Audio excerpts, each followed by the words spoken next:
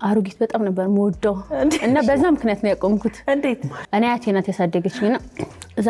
እንትን ላይ ነርሲንግ ላይ ተሰራ ወይ አሮጊቶች ሲሞቱ ምናምን በቃ በጣም ነበር ምረበሽውና እንትን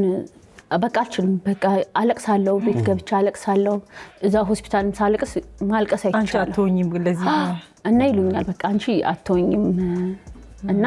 በቃ ከዛ ደግሞ ሄጄ ደግሞ አሮጊት ደግሞ ፔሸንት ካገኘው በጣም ቁጭ ያወራቸዋለሁ ኬር ሌላ ቦታ እንዲ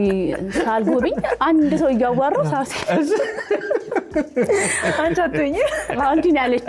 አንድ ነርስ በጣም ነበር ነርስ ነበር አንቺ አትሆኝ ማለት ነው አንቺ አትሆኝ ሄደሽ አያትሽን ኬራ ናፍቄን ሳትወጊ ነው የወጣሽ አይ ወግቻለሁ